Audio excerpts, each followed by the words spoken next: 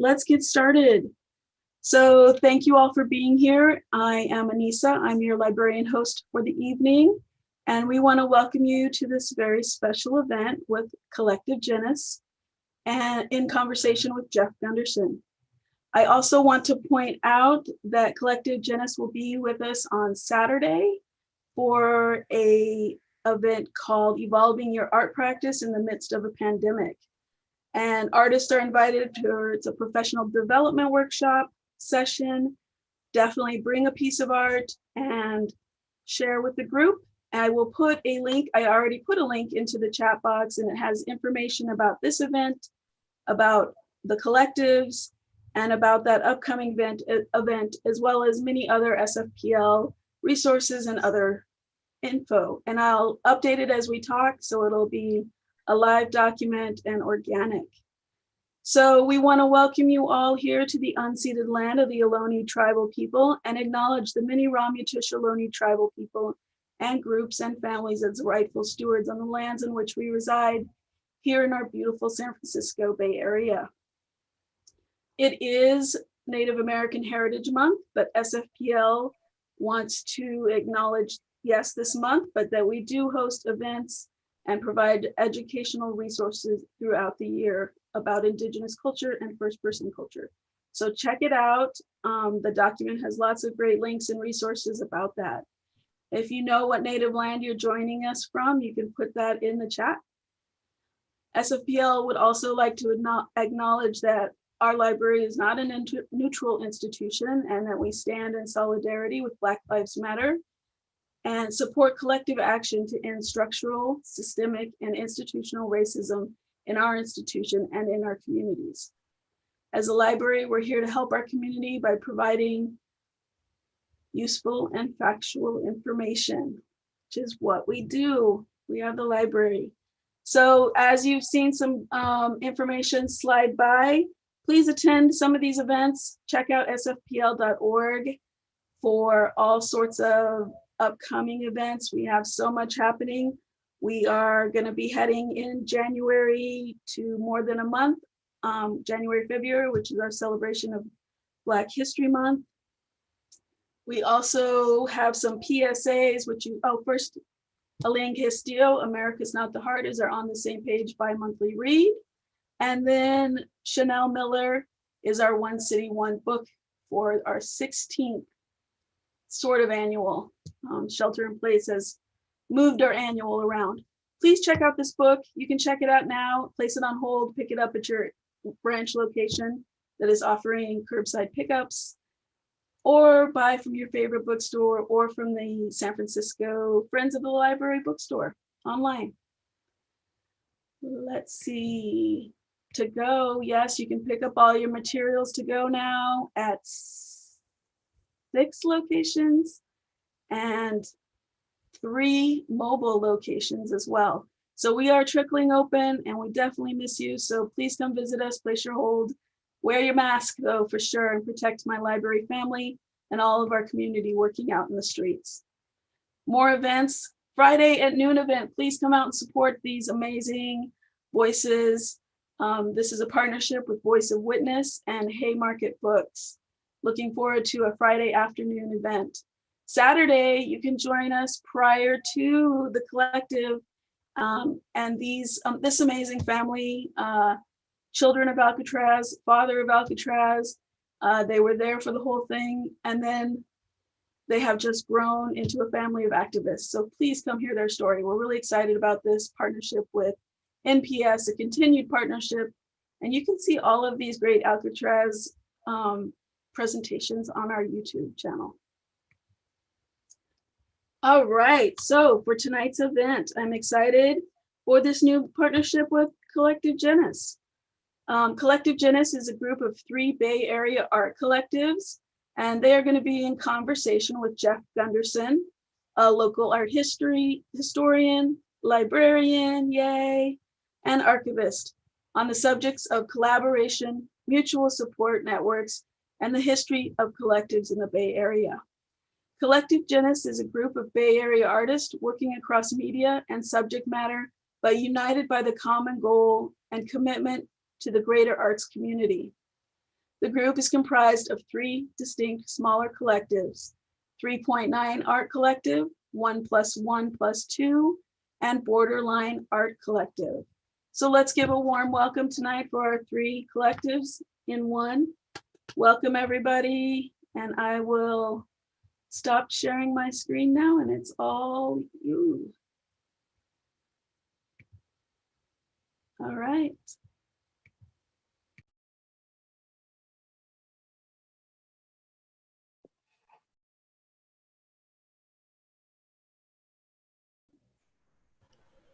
Good evening, good evening, everybody. Each of our collective members will speak to the origins and the activities of their collective. And then I'll round it off with a discussion of the Collective Genus's first project during Labor Day this year. And then we'll turn it to Jeff. So starting off will be Rodney Ewing of the 3.9 Art Collective. Rodney, take it away. Thank you, Jackie, and thank you everyone for being here tonight. Again, my name is Rodney. Excuse me, my name is Rodney Ewing. I'm part of the 3.9 Art Collective, and we have been around for about 10 years now. And I'm just going to share my screen really quickly.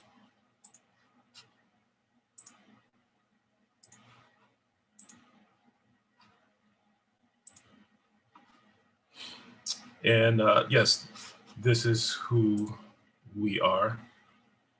And we came together, like you said, 10 years ago, based on an article a friend of mine brought to us, who's also a member of the collective, Ron Saunders. And it was from the Bayview Reporter. And it said, with the sudden decline of the African-American population by the next census, which coincidentally is now, had just taken place, the population of the African-American community in San Francisco would be going from 7% to 3.9%. So we took that as sort of a rally cry, because within that 3.9%, how many of those individuals will be artists or arts writers, arts educators? And it was really concerning to us that not only was our general population dwindling, but the creators are dwindling as well. So we decided to form our collective, and basically from the standpoint of showing that not only are we still here, but there's always been a rich tradition of Black and African-American artists that contribute to the San Francisco and the Greater Bay Area art scene. So our very first exhibit, let me go back one slide, was just called Still Here. And this one, it was just 5 of us, the original 5 members of the group. And it was held at Ciron Norris's gallery space that was on Valencia and 26. And again, that was our initial show. And it was just a show we put together to, again, as the title implies, to show that we're still here. But every year we try to do a project together. Sometimes the projects involve just the members of 3.9, but sometimes, as with this one called For Beauty that was held at Root Division in 2017, we were able to expand because we were given a space, and we thought it would be great if we could expand that call out to other African-American artists and Black artists that live in the Bay Area. So we ended up with a show of about 29 people in the exhibit. And this exhibit was, just to put it simply, was just what defines beauty and who defines beauty, and what does beauty look like to our community. So we had everything from single channel video installations and performances. Another installation, this is by another one of our members, William Rhodes. And this is more of an installation shot.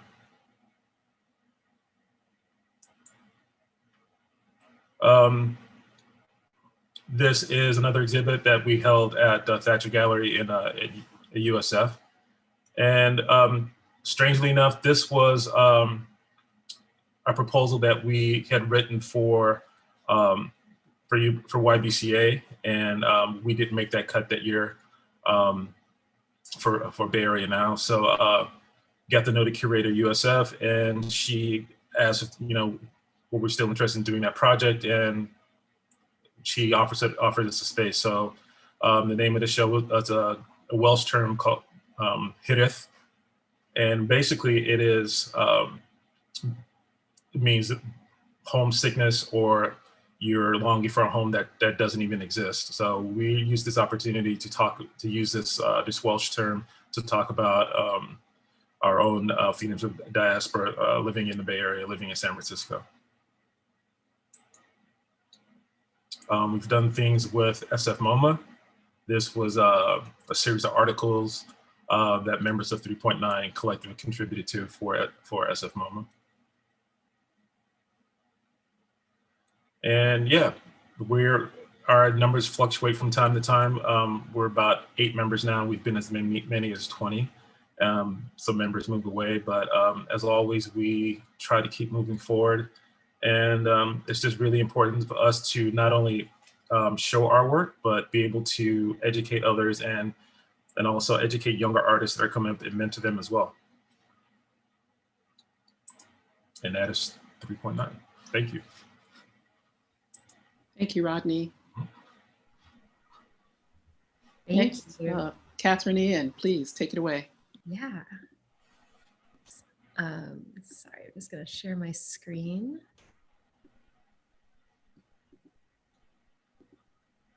All right. So hi, everyone. I am Catherine Ian Genska, and I'm representing 1+1+2 tonight. So 1+1+2 is a San Francisco-based artist collective focused on strengthening the intersections between practicing artists and their communities. Our mission is to connect artists with the resources they need to thrive at all stages of their careers.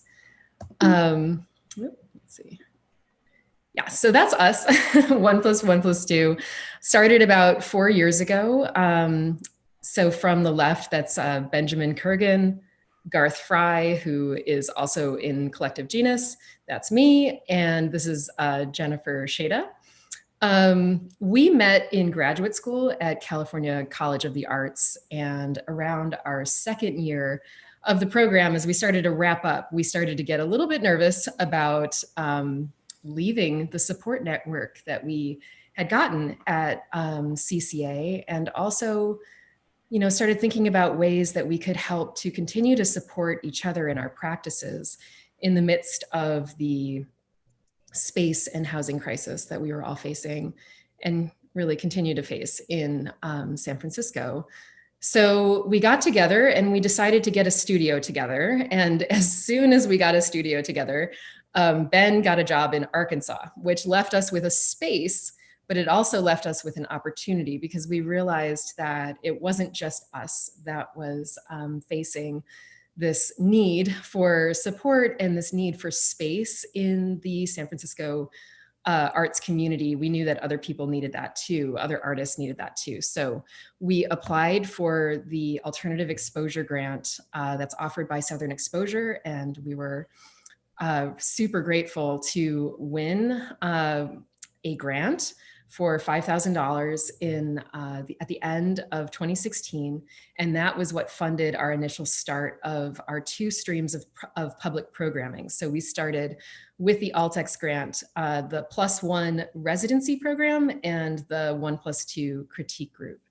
So in the +1 residency program, we offered artists a $300 stipend that they could use in any way they chose, a 30-day residency in our studio space, which was shared. It was not big, but you had to just simply make do with what you had, and a 3-day solo show in the gallery that we created at the front of our studio space.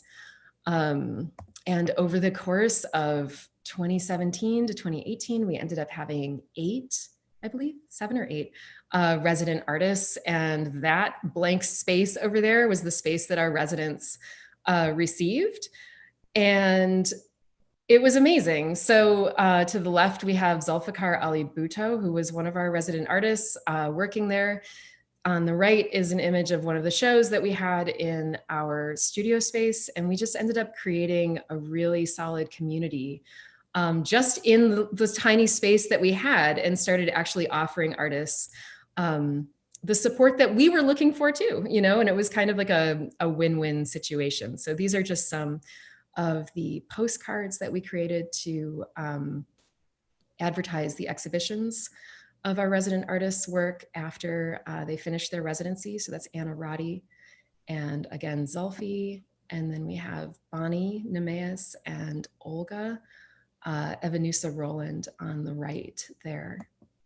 And in the months in between our residencies, we created the 1+2 critique group, where we would offer our resident artist an opportunity to meet with other artists in the larger community, and also just bring other artists in to our studio to show work that was in the process of being created, and to get feedback from other artists and other art professionals in the Bay Area. So we would have 3 artists come and show work. They'd get 40 minutes of dedicated feedback each, and we'd have 3 people come in to lead the conversations.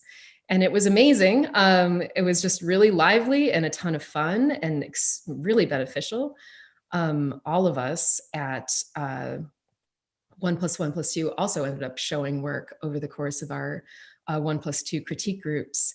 And eventually we started taking our show on the road. We moved out of course, we still shared our stuff in our studio space, but we also decided it would be a good idea to start meeting artists where they were either making or showing work. So the upper left image is a critique that we did at the Mexican consulate. Upper right is at Minnesota Street Project. That was actually earlier this year, just before the pandemic.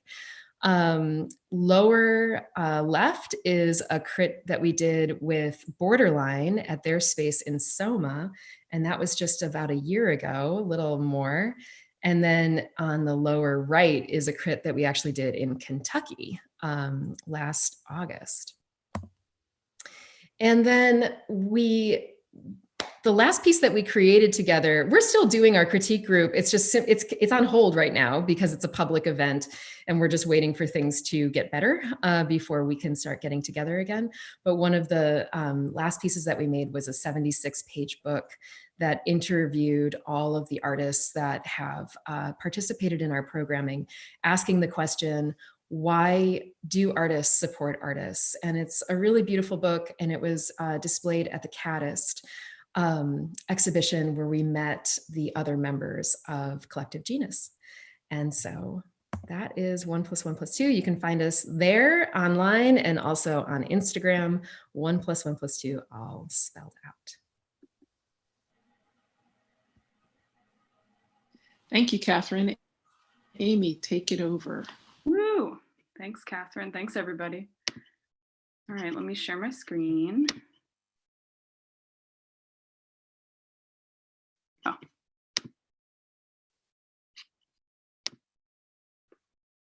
Okay. Hi, I'm Amy Lang, one of the founding members of Borderline Art Collective. And yeah, we have a similar origin story as Catherine talked about with 1+1+2. We came together in 2016, the 4 of us, Marissa on the left, me, and then Tess and Daniil, all came together in our second year at CCA. We're just 1 year behind the folks in 1+1+2. So we kind of, rolled off of their momentum, created a collective. For similar reasons, we wanted to support each other, in continuing our practices. And, we recognized in each other sort of this tenacity and commitment to help each other make that work, once we all graduated from grad school. And not just to keep our own practices going, but to sort of preserve and expand the sense of community that we felt while we were in school. And most importantly, we all 4 of us cared deeply about the status of the arts and all artists in the Bay Area, especially given the increasing costs of living and working here. So this is our mission statement. It reads, the members of Borderline Art Collective share the desire for a cooperative environment to work alongside peers, the aspiration to sustain art in the Bay Area, and the commitment to community involvement and social justice. As the Bay Area changes, we aim to help preserve a part of what makes the community here unique and to engage with members of growing commercial industry in order to find mutually beneficial ways to protect and advance the arts. So we are each practicing artists, working artists in our own right, but our capacity as members of Borderline, our own artwork is often secondary. So this is partly because our practices are actually pretty disparate. This is Danielle's work. So Danielle now lives in Chicago, but she's still an active member of Borderline, and she's a weaver. She produces mainly non-functional weavings that investigate our relationships with consumable images and objects and the irregularities of language and art. And this is my work. I'm also a textile artist, but my work is very different from Danielle's. I create woven, hand-dyed, and collaged work that reference landscapes or aerial photography of non-Earth worlds like Mars and the Moon. And this is Tess's work. She's a classically trained painter and also a professional costume designer. Her fine art often combines these skill sets into large-scale installations that comment on the political climate. And then this is Marissa's work. She also has a background in painting, but her work has increasingly become more interdisciplinary. She uses primarily photography and sculpture to explore theories of perception and architectural form. So as you can see, we're not bound by style or approach, but by the necessity of community. And this is sort of the main motivating force for Borderline. One of the things I will say that binds us together, that we all have in common, is that the four of us are women. And that's partly by chance. Our MFA class was mostly women, but I also think there are some unique challenges that face women in the arts, which makes working together more important. So these are some images of the first tangible thing that we did as Borderline. In the spring of 2017, when we were all graduating, we sort of took over Tess's studio space, which was outside of our studios at school. She had her own sort of space that she shared with some people. We took it over and we showed almost our entire class's work in this space as kind of a graduation show for everybody.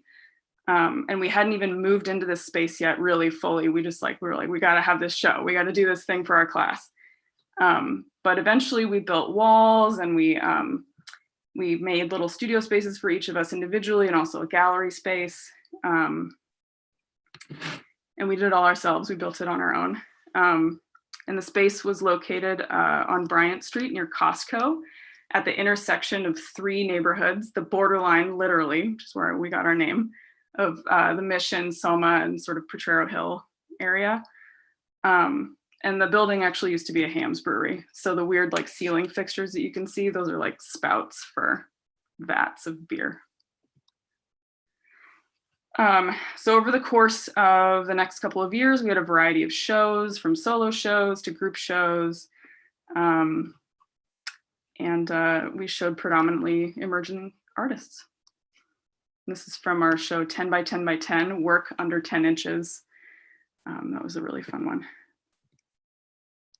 So in the winter of 2018, something a little different that we tried was we worked together as a group to create a permanent art installation at 826 Valencia's new Mission Bay space. And if you're not familiar, 826 Valencia is a writing workshop and homework sort of place where kids can get homework help. And they have 3 locations in the city now. And it was just sort of a way for us to think more expansively about our role as artists in the community and how we could possibly reach folks who may not find themselves in a gallery. This is a close-up of what we did. These are all little doors that you can open and they're like woodland creature houses. And actually in February 2019, we moved out of our studio and gallery space. It was bittersweet. We sort of realized, that having a space a physical space was no longer essential to our goals. We enjoyed having designated workspace and a gallery to show work in, but you know, the cost and the worsening state of the building sort of made us rethink, you know, hey, maybe we need to like start a new phase here as a group. So in this new phase, we started a collaborative evolving art exhibition called Slow Build. And the first iteration sort of came together in the summer of 2019. And you can see, if you remember from Catherine's presentation, when they did a crit group that was with us, that was in this space when this exhibition was done. Yeah, so it was the members of Borderline and 3 additional artists sort of doing a call and response where we created work for the space. There's a install shot of the end of the exhibition. And then this fall, we just culminated another iteration of Slow Build actually with Museo Eduardo Carrillo in Santa Cruz. This is an all online exhibition. You can see it, it just culminated, so it's on their website now.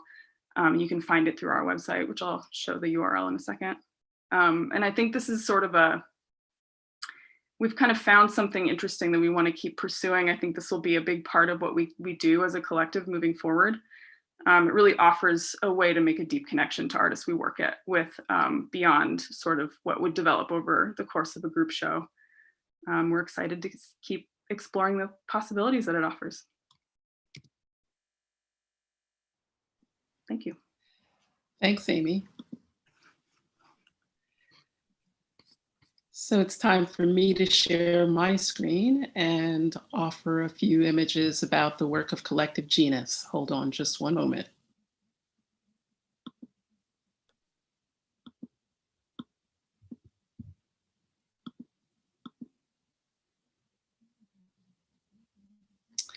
So Collective Genus is a group of Bay Area artists working across media and subject matter, but united by common goals and a commitment to the greater arts community in our region. And we're comprised of the 3 distinct smaller collectives that you've just learned a little bit about, the 3.9 Art Collective, 1+1+2, and Borderline Art Collective. We are definitely partners committed to arts and cultural communities working together.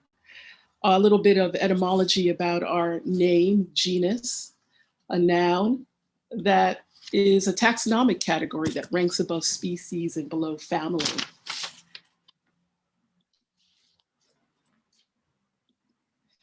And so Collective Genus then is an aggregation of these 3 smaller artist groups and a shift toward this idea of a larger category that is the greater Bay Area arts community.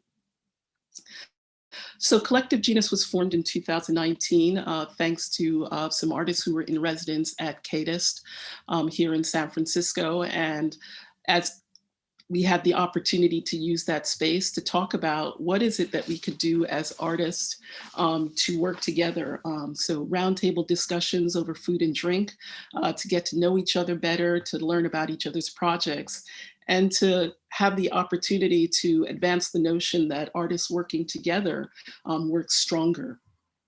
And again, a group photo that you saw at the beginning of the presentation of our members and their affiliation to their particular artist collective. Here, this photograph again at Caddis. So our big project came together this year over the Labor Day weekend of 2020. Our first public project was an alternative format art exhibition, which was meant to engage communities across the city. So images and video works by the member artist were projected onto screens visible from the street at various locations, 10 of them around San Francisco, on 4 consecutive evenings over the Labor Day weekend, September 4 through 7, from 7 to 10 p.m. At night. So these screenings were happening simultaneously, offering access that was free to physically distanced art viewing people in our city who would be out on their evening walk or driving by, no matter where they lived. And the format of the event was intended to engage communities across the city in an outdoor and flexible format. We wanted to, given the context of the global pandemic, realize the safety and accessibility of an online exhibition while maintaining the elements of space and place of a more traditional in-person format.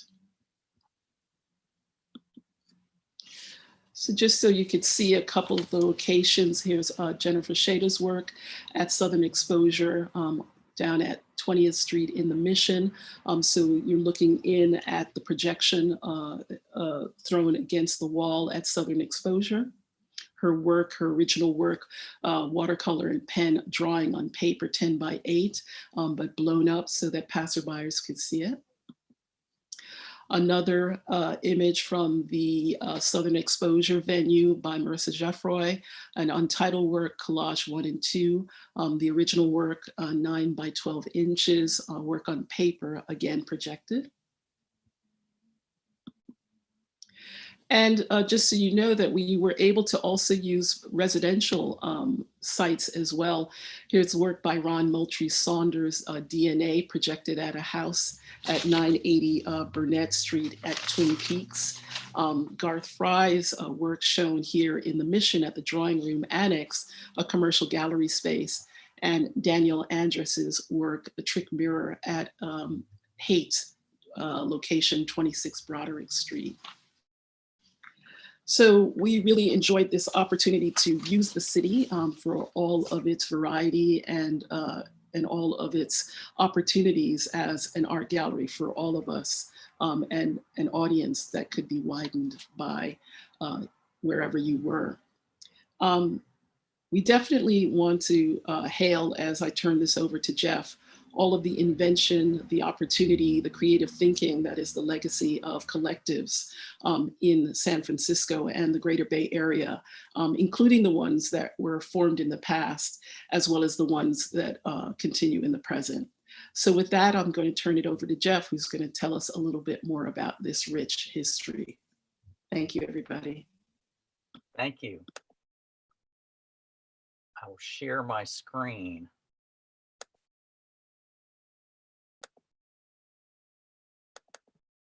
That was like looking into a crystal ball into the future. That was very cool. So thank you, all of you guys. That was really good. Now we'll go back in time. First, many thanks to the San Francisco Public Library for orchestrating this program. And thank you to the collaborators and their collectives. It is heartening to be in this discussion with you about your terrific work. This is actually a really big topic, especially when I do my best to make it even more broad, make it broader than it should be. So please take all this as sort of this kaleidoscopic personal account of what I've lumped together as collaboratives, congregations, communities, clubs, circles, collectives, fellow travelers, unions, associations, camaraderies, residencies, groupings, and friendships. There were plenty of communal artists working together on endeavors long before the influx of all of us intruders. Those indigenous artists whose landscape we now have done our best to mess up and overwhelm. But the mid-19th century witnessed plenty of changes in California. Much of that change came with gold, silver, railroads, and those robber barons that lured artists to follow the money. But what those artists also found was that California light, those seascapes, and those landscapes. And in 1871, according to this primary source document, artists and fellow travelers organized the San Francisco Art Association, which eventually becomes the San Francisco Art Institute, an association for the benefit of artists to exhibit and sell their work and to start an art school. This association, artists and scenesters, the rowdy journalists and the writers and bohemian types, all wanted to bring society to San Francisco. They got very lucky when they inherited the Mark Hopkins mansion at the top of Nob Hill for their exhibitions, programs, and a school. Jeff, I'm going to interrupt you. We don't see your screen. If you're screen sharing right now, we're not seeing it. Oh, you're kidding me. Huh. That's a problem. You can fix it. Easily fixed. Still fascinating regardless. Can you see this? No. Okay. Let's see if I can get out of this then. Huh. Do you have your presentation open? Yeah, I do. Okay. And you hit the green screen share button. Yep. And what does it do? Well, I see it. Let me stop it for a second. Yeah, stop screen share and start fresh. All right.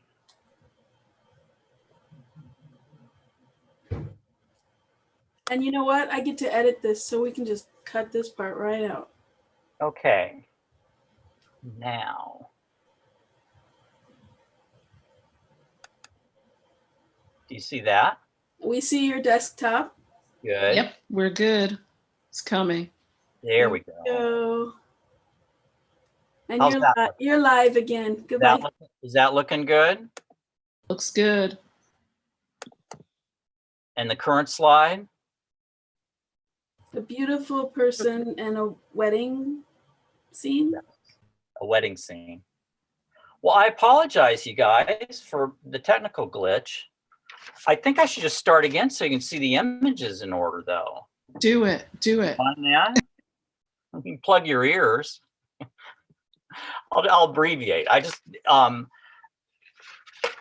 we started here with the plenty of communal artists working together long before all of us intruders with Native American rock art in Southern California, and then paintings from the mid-19th century, witnessing those changes in California that came with gold and silver and those railroad barons that, you know, made off like bandits, but did lure artists to the Bay Area with all that money that they had. But those artists also were lured when they found that California light, those seascapes and those landscapes. This is out at Land's End, Ocean Beach. And they decided to form an art association. And this is the document of the founding of the San Francisco Art Association, which later becomes the San Francisco Art Institute. They got really lucky when those scenesters and rowdy journalists and everybody else, when they wanted to bring society to San Francisco, when they got lucky when they wound up at the Mark Hopkins Mansion at the top of Nob Hill for their exhibitions. This is the gallery that those collective of artists they had a grand venue to display art. I think that's about as far as I got. That's probably how quickly I should have done it to begin with. Now everybody can see this at this moment, right? Yes. Okay, good. I should check. Please interrupt at any time.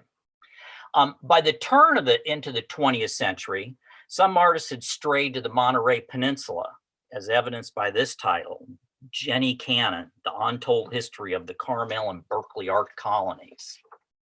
Carmel by the Sea, at another time when artists could essentially squat, almost homestead, make art and make a colony, and paint those seascapes.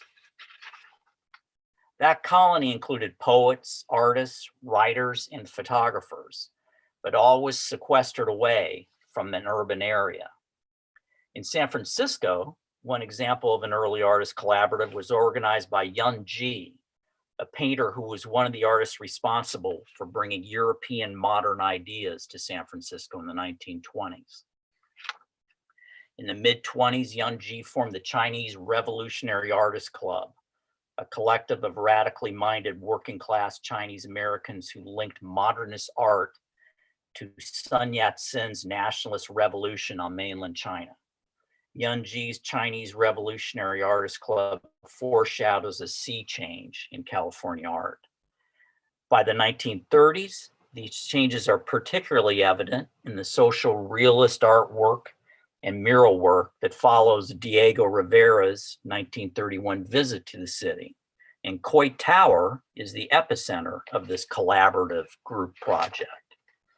These artists included people like Victor Arnautoff and Bernard Zackheim. This is Zackheim's painting of a library. It's my obligatory librarian image for any talk. And a detail illustrating these artists' political beliefs, art with a cause during the Depression. Another one of the controversial murals was by John Langley Howard, showing striking workers. Artists had to band together and formed a common front to ensure that the murals would not be destroyed at Coit Tower, like their friends Diego Rivera's mural had been destroyed at Rockefeller Center in New York City. Another of those artists and one of the supervisors for these New Deal era artists was the African-American sculptor Sergeant Johnson, who did work at George Washington High School, as well as this mosaic at the Maritime Museum in Aquatic Park. And of course, Johnson's famous sculpture, Forever Free, which is at the San Francisco Museum of Modern Art. Photography and photographers form their own alliances. One of the most notable in San Francisco was Ansel Adams's F-64 group, which was a reaction against the contrivances of photographic pictorialism. This is Ansel's view of the Golden Gate. This group of photographers were on a mission, spearheaded by Ansel to promote their notion of photography, fine art photography, as demonstrated in this 1932 exhibition announcement at the De Young, and listing their members, with Edward Weston and Imogen Cunningham. Artist studios served as collectives. This building at the foot of Columbus, the current site of the Transamerica building, was in the legendary Monkey Block on Montgomery Street. This cluster of San Francisco artist studios dated from the 19th century. It was where Jose Orozco worked in 1917 when he lived in San Francisco, where Dor Bothwell's, as well as Ralph Stackpole, Diego Rivera, Maynard Dixon, Clay Spahn, and Elmer Bischoff all had studios. This is Elmer Bischoff's painting from the Montgomery Block, a view from his studio window. In 1939-1940, the Golden Gate International Exposition included a section titled Art in Action, artists working individually on separate projects, but all working in unison to the World's Fair audience, sort of under the microscope. And one of those artists was Diego Rivera, working on his mural Pan American Unity, which winds up at City College of San Francisco and will be the centerpiece of that San Francisco Museum of Modern Arts exhibition. And noted here is Rivera's inclusion of not only himself down there at the bottom with the actress Paulette Goddard, along with Frida Kahlo to her left, to his left, but also the sculptor Dudley Carter, front and center, carving his piece, The Ram, who was doing that at the Art in Action installation. So he put into his mural the things that were happening of his fellow artists, all these artists working together at the fair. When World War II ends, the landscape of Bay Area art had changed. The GI Bill brought students to a new photography program that Ansel Adams had started at the Art Institute, and Ansel circled them all together to form a cohesive body. These photographer comrades would travel in packs to visit Edward Weston on the Monterey Peninsula, close to that Carmel by the Sea artist colony. Those students included the nucleus of an ever-growing community of photographers that were attuned to a similar aesthetic. They were stitched together as a group based on aesthetics, but also by secret techniques and equipment that only their tribe could use, like this 11 by 17-inch view camera. And they would gather as a unified group, defending their art territory against the more traditional mediums, with mentors like Dorothea Lange, who would advocate a different kind of thinking than Ansel's. And the camaraderie. Over the years, they would continue to meet up, always tied to their strong attachments and continuing to support each other as fine arts photographers. A group of them assembled in Aspen, Colorado, and determined that art photography needed a publication to trumpet their medium. And Aperture magazine was born. And this growing crew on the West Coast congregated again at Wayne Miller's to discuss the 1953 Family of Man exhibition at New York's Museum of Modern Art, illustrating the camaraderie of the 1950s California photo world.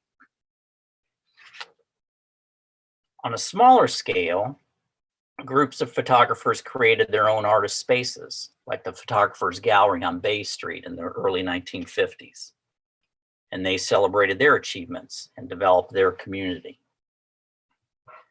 An image of the wide-ranging, but in many ways cohesive community is evident in this Art Rogers group portrait of photographers honoring Jerry Burchard. It shows that fellowship of those Northern California photographers. Moving to Sonoma County, one finds Pond Farm Studios from the early 1950s. Not a commune, but rather a kind of residency with ceramics, crafts, and weaving with artists that had actually been at Black Mountain College and who would gather to discuss the art topics of the day and how to approach this world from their perspectives. But we need to return to the painters of the post-war period under the spell of Clifford Still and Mark Rothko and committing wonderful abstract expressionism. So noted that they were considered the San Francisco school, or a French critic proclaimed them École Pacifique.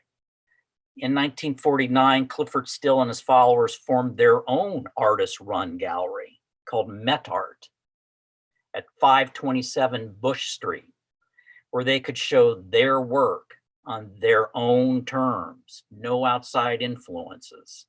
They all chipped in $10 a month to pay the $120 rent. And yet another combination of artists returned to the figure to become the Bay Area figurative painters, encouraged by David Park's 1949 painting Rehearsal, showing Park's artist-musician friends, including Douglas McKagy, Elmer Bischoff, and the self-portrait of Park's ear as he's playing the piano. And that ensemble of the Studio 13 jazz band in the late 1950s with Wally Hedrick, Bischoff, and Park playing at the school on Russian Hill. Another gathering that I think is extremely important to artists are their drawing groups. It seems that many artists are much more concerned with feedback from each other, sort of like those critiques that you guys were talking about. Not from galleries necessarily, not from curators or that art audience, but their peers. So these drawing working clusters prove invaluable. This group shows Elmer Bischoff, Frank Lobdell, and Richard Diebenkorn. And this announcement shows another drawing group, the painter Bill Brown, the sculptor Al Light, Joan Brown, the printmaker Gordon Cook, and the sculptor Manuel Neary. Artists have always tended to gravitate to circles. The San Francisco MoMA exhibition a number of years ago, titled Fertile Ground, contains sections on Diego Rivera and his circle, the F64 circle, and others. This group, Jess, Robert Duncan, and their circle comes out of the funk Bay Area raw beat era, the art, film, poetry world. Jess, the visual artist, and his lover and partner, the poet, Robert Duncan, were a couple that truly did open the field of interesting ideas and art, including starting the King Ubu Gallery at 3119 Fillmore Street, a venue for their artist and poet friends. King Ubu would soon turn its space over to the Six Gallery, founded by 6 artists who chipped in to pay the rent, just as the Met artists had done, showing work of the Bay Area figurative painters like Bruce McGaw and friend Manuel Neary. And many of these folks gathered and lived together. Thus the title of this De Rosa Gallery catalog, Renaissance on Fillmore. and some of the Renaissance participants, Joan Brown, Jay DeFeo, and Manuel Neri. All part of one of the most mesmerizing art collaboratives ever, all anointed or approved by the artist Bruce Connor as the Rat Bastard Protective Association. One of those members was Wally Hedrick, who was one of the six from the Six Gallery. Wally did this quintessential beat era piece, which was a tribute to the school janitor and highly esteemed painter, Charlie Safford, who was leaving town. Hedrick graced this with a splendid tribute poem, attached the school seal, and then had everyone sign it. A true, loving community of artists that also included the famous African-American model, Flo Allen, and a detail of all their signatures.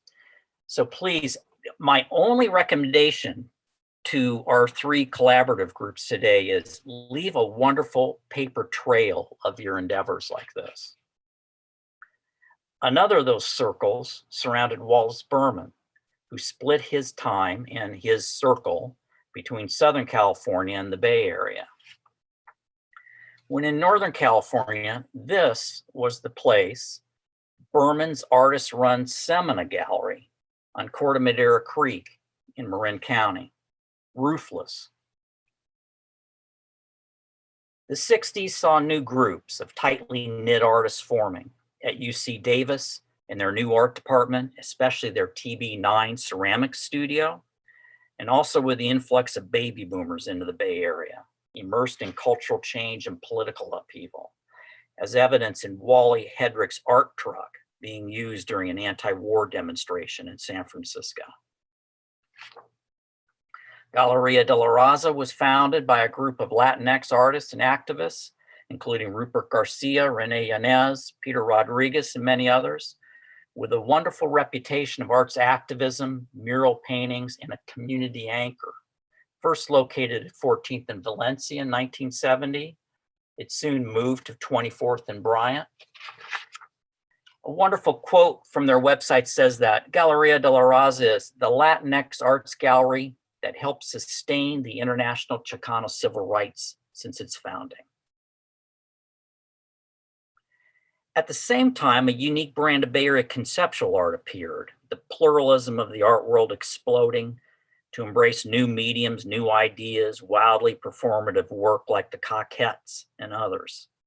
A venue that would show this kind of art was needed, and artists had to invent them. One of them was Tom Marione's Museum of Conceptual Art, which attracted a cluster of these folk. This loosely interwoven group included artists like Howard Freed, Bonnie Shirk, Paul Koss, Mel Henderson, and Terry Fox. And there was plenty of performance at MoCA, titled The Creative of a Situation Environment While Becoming Increasingly More Intoxicated. And the art, somewhat indistinguishable from their regular life, showing Howard Freed and David Ireland and a dog, and of course, beer. And its legacy today in the saloon, artists and art extras at Marione's once-a-month Wednesday night gatherings. At the same time, in the same neighborhood, other artist venues popped up, such as at 80 Langdon. This image from 80 Langdon's first year, 1975-76. One of the founders of 80 Langdon was Jim Pomeroy, here performing composition in D for string trio and 12 music boxes at 63 Bluxom Street in 1974. This year generated some marvelous collectives. Ant Farm with Chip Lord. Here's their piece that was done at the San Francisco's Cow Palace, Media Burn. And then a collaboration of two collectives, much like this group. Ant Farm and T.R. Uthgo producing the video The Eternal Frame, recreating the JFK assassination. And they found a good venue, the Unitarian Church, for a screening. Those wily and creative ways of artists. Search out those interesting venues. There are lots of venues that you guys can move into, and I know you already have. I'd like to hear more about them. That same set of 70s artists were the core of the San Francisco Art Institute's Artist Committee, a constituency that had existed in one form or another since the 1870s to promote local artists with programming and exhibitions. As you can maybe see here, the listing of some 40 artists of all mediums, coordinating to advocate for a Bay Area artist-directed energy. And you'll note names like Joan Brown and Carlos Villa, Bonnie Shirk, Linda Montano, Jim Melcher, Paul Koss, and Terry Fox. And in that spirit of artist-driven, artist collectiveness, the Artist Committee organized a year-long exhibition, choosing a different weekly artist to put up a show at this rented location at 16th and Folsom. The openings were each Friday night. There was always something to do on Friday nights, much like the 1+1+2 program.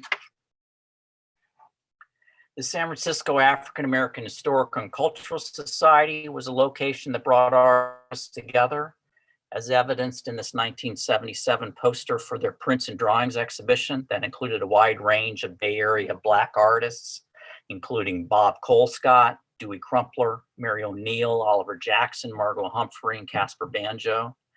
When Crumpler was recently interviewed about this exhibition, it was obvious that these artists supported each other, maybe not as a collective, but certainly as fellow travelers. The punk aesthetic that seamlessly existed in this pluralistic art world generated packs of artists that took their collaborative nature to the streets, working together on projects to upgrade those commercial billboards. And of course, celebrated in a communal fashion, in this instance, the punk wedding held at the Art Institute in the late 70s. And of course, videotaped occasion as art and documentation. Much of that communal DIY art world from the 1970s existed south of Market, documented by Janet Delaney's Soma photos circa 1980. This is Third and Mission, also known as South of the Slot by old San Franciscans and artists from this period. And Delaney's photos showing an alley with graffiti evidence that rings true 40 years later. How many people are you evicting this month? How many next month? That same street punk spirit of those billboards oozes onto the walls of San Francisco with a group of artists known as the Mission School. Here is Twist, also known as Barry McGee, and Reminisce, Ruby Neary, now the noted ceramicist, and Alicia McCarthy with her contemporary work. These are just three of many of the what are called the Mission School artists, who I always imagine traveling in groups, writing on walls for a broad audience. But I think really these artists were much more individually driven than as a group, and actually very competitive in their graffiti, with what is assumed to have been sort of this collaborative effort. And a couple examples from today. Post Commodity, which is based here in San Francisco to one degree, has had a set of rotating members doing collaborative projects. Rather than a collective in support of individual work that may have a similar aesthetic, this project along the US-Mexican border titled Repellent Fence is indicative of how Post Commodities art functions as a shared indigenous lens and voice, addressing current political and social concerns. Another example of a very directed, specific Bay Area collective is Jennifer Wofford and crew, Rihanna Estrada and Eliza Barrios, that make up MOB, Mob, Mail Order Brides, a Filipina performative collaborative group. This piece is titled Limo Lecture, and a performance by the Mail Order Brides at the 2018 Manila Biennial. And finally, some 2020 election night projections on the San Francisco Art Institute Tower. This still from a video by a collective attached to the Center for Creative Activism, based in New York, but consisting of some San Francisco artists that started it, including Jessica Tully and Steve Lambert. There is lots that I have left out. So I hope this will encourage others to do a deeper dive into this rich, complicated history. And I'm so thrilled to be with the 3.9 Art Collective, 1+1+2, and with the Borderline Collective. So thank you very much. Thank you, Jeff. That was tremendous. I know it's about 8 o'clock right now. And for sure, we want to not only applaud Jeff's presentation, but that of Amy Lang's, Catherine's, and Rodney's. We might have time for one question or two. We have some in the Q&A, and I'll read it out. First questioner asked, I would like to ask if and how have the digital limitations have helped and or hurt you and your collectives during the last 6 months? So anybody want to jump in? Maybe we could do like a 30-second go round with these among the list. Who wants to begin?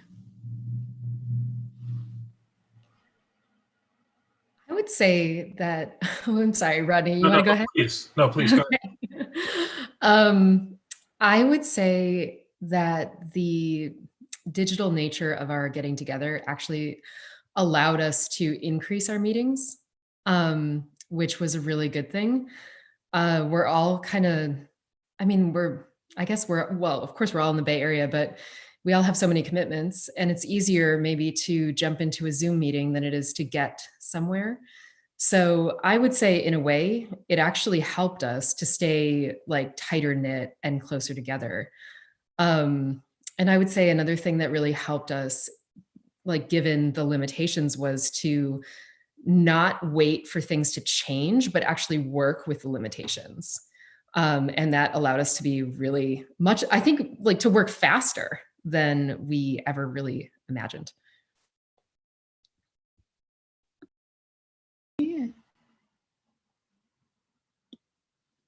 Rodney, did you want to jump in? Yeah, I don't think I was going to say anything much different. Yeah, I don't think we saw them as limitations, as Catherine was saying. It's just some business stuff just became easier. Like, yeah, I can do a Zoom meeting from my phone, sitting apart. And again, the organizational part of it was just like, you know, we can share a Google Doc and we can start getting things done. And and again, we just pivoted. And I think one area of that is the projections we did. I mean, we had a much bigger project that we're planning, and then we just went on to the projections, which was great. True that. Amy. I think what sort of happened as a result of COVID was it almost felt like we focused. It was like a way to focus ourselves. Like now we have all these limitations, so there's only so much we can really work within. So this like smaller playing field made for, it's, you know, like necessity is the mother of invention or whatever. Like once you have like a bunch of things that are not possible, you can kind of be like, oh, okay, this is the thing we're gonna do. And the projections were totally an example of that. We can't gather. We wanted to have this big street fair, and there was no way to do that. And so we were like, it was a really nice opportunity too, to kind of like try and improve people's lives too, by just putting art all over the city. It felt like a nice ripe opportunity to be even more of like a service rather than merely artists, I guess. Yeah, I would add to listening to Jeff's presentation and thinking about Ansel Adams' group, it was hard not to think of the Great Depression, the worldwide depression in the 1930s, being this time not unlike the pandemic of 2020, which will for sure go on into 2021, but artists being opportunistic and saying, you know, let's use a crisis to work together. Let me turn to the Q&A. We have a few more questions and we'll take as many as we can. One is, if we were to assume collectivism as part of a transformative growth, evolving process, what is the next stage for you as a group? And I think we can answer this maybe as Collective Genus. How do you envision continuing to support each other in the future?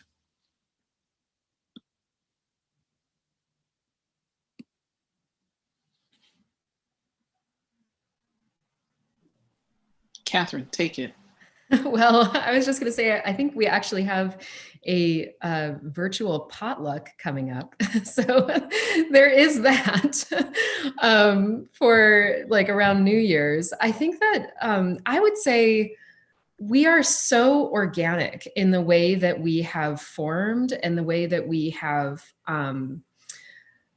just even began, you know, like this year, just supporting each other. And I just know it's just going to continue to just evolve in this really organic way. We tend to always have something on the horizon, you know, and that just seems to be the way that we have just, you know, rolled, you know, so, you know, after our potluck will be the next thing, you know, so that's my best answer.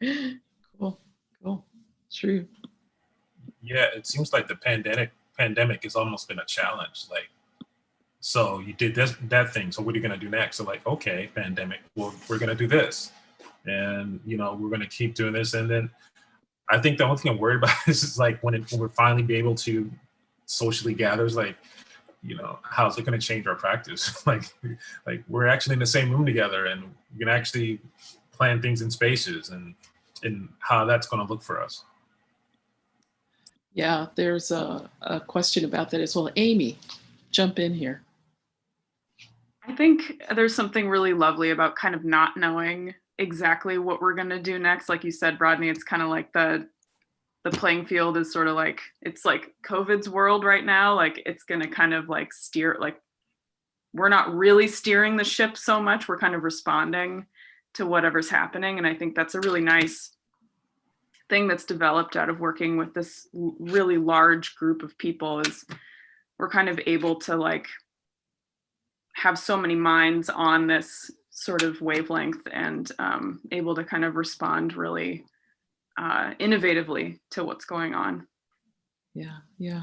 I think the groups too coming together are very supportive in sharing opportunities in terms of grants, in terms of exhibition, calls for work, etc. So we're also sharing resources. There's a question here from Ann M. Have the collectives been producing more or less with and in the pandemic? Any advice for keeping the art flowing?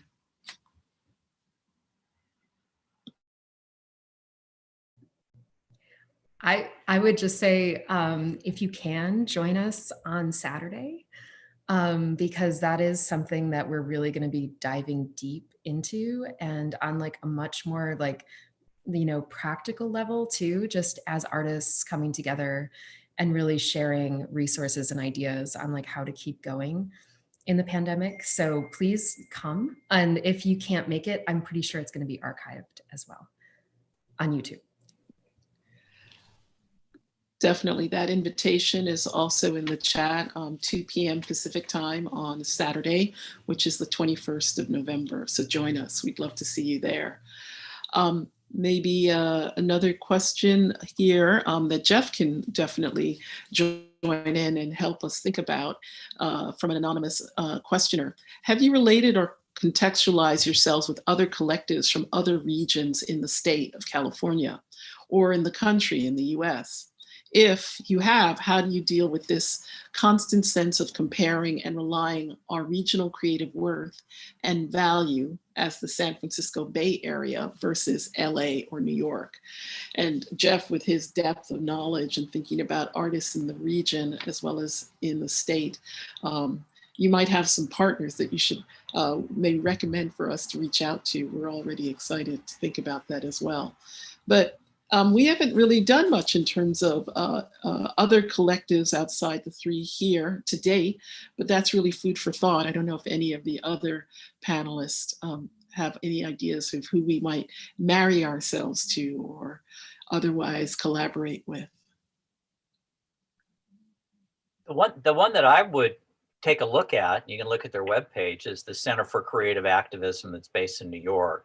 And they do have things around the country, and they have really strong San Francisco roots to them. Now, it's one that is, it has an agenda.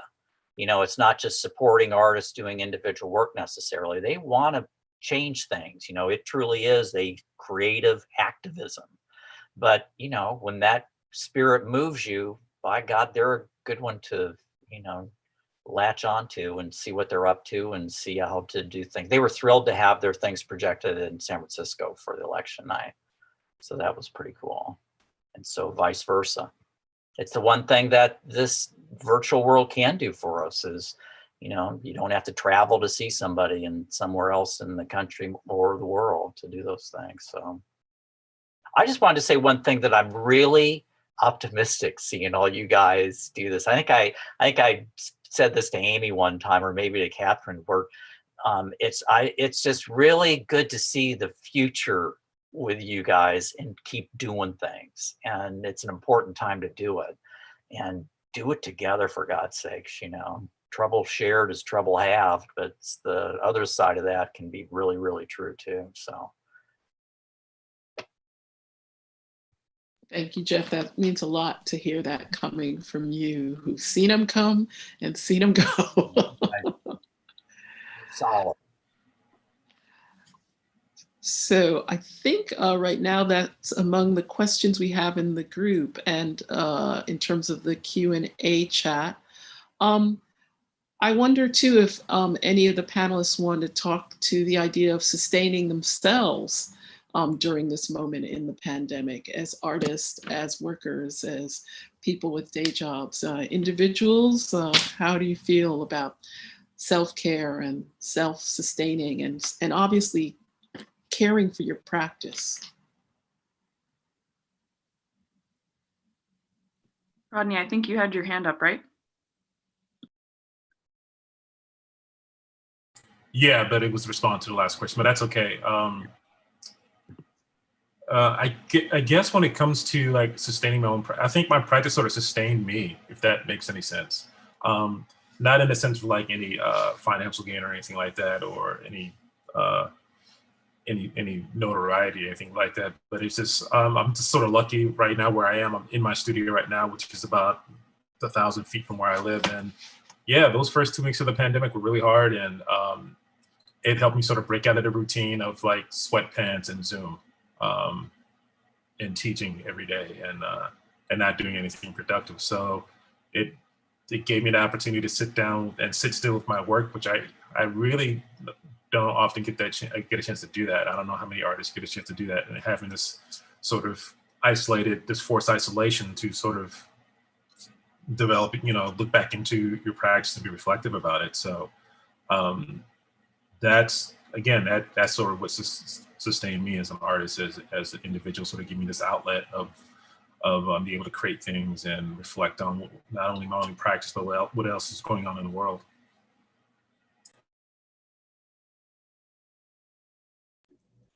Yeah, I would wholeheartedly agree on that. Like my creative practice absolutely did sustain me through this. Like prior to the restrictions coming into place, I was driving like 40 hours a month without exaggerating, because I run my own business and I just had to be a lot of different places. And that got cut out of my schedule, and that offered me an extra 40 hours for my work, which was unbelievable. And I actually ended up starting an entirely new project. I'm a musician as well, and created an entirely new band, started learning a whole new instrument. I'm teaching myself synth now.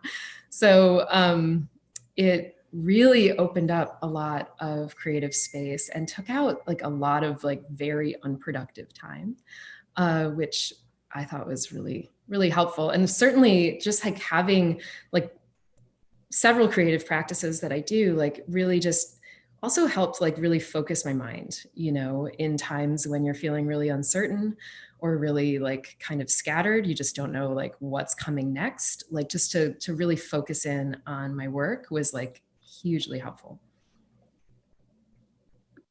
Amy? Yeah, I would agree. I had kind of an interesting like crisis moment at the beginning of the pandemic. I think like a week in, I was like, there's nothing else I can do right now except I had this like impulse to make something that I'd never made before.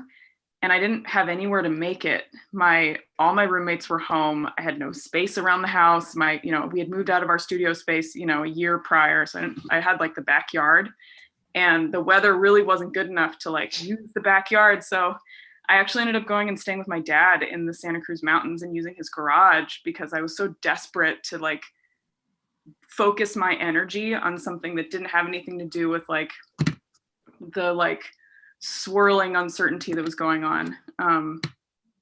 Yeah, it was kind of the first time in a long time that I was just catapulted, outside of my own control into like focusing really hard on my work, which was I was really lucky that I was able to work my day job from home so that I could do that. But yeah. We're able to do it. I think as an arts writer, I'm still at my kitchen table, just like I was a year ago and 5 years ago writing, and just trying to make time in the day and prioritize it, just like everybody on this panel has said. I don't know, for you, Jeff, do you feel like there's more focused time to do the sort of research and the writing that you do? It seems a little scattered to me in some respects, and it's hard to keep as focused as I would like. And that's why I'm kind of envious of you guys as artists who can get into that mode and probably stick with it a little bit better than I can as a librarian and as somebody who does try to put those kinds of things together. But I find it interesting that you all kind of referred to like a routine that you got into, because it seems like there's a pattern and a routine that everybody falls into these days. And you just got to make sure that's a good pattern and routine for what, soothes your own soul,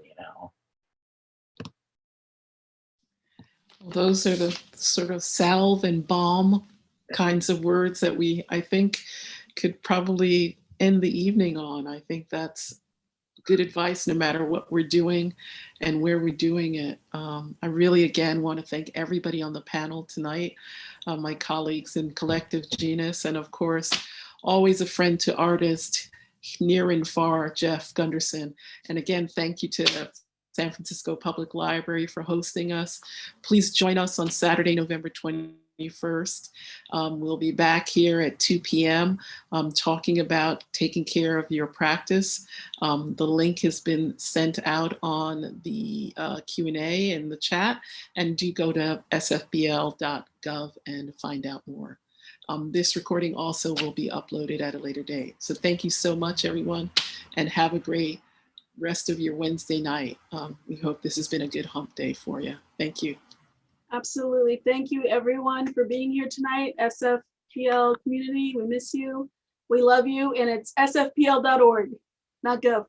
sfpl.org. Yes, sorry. I will send everyone a follow-up email, and they'll all be there on Saturday. So join us Saturday, everyone.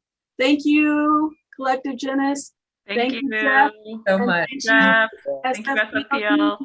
Take care. Night, friends. Much. Thank you.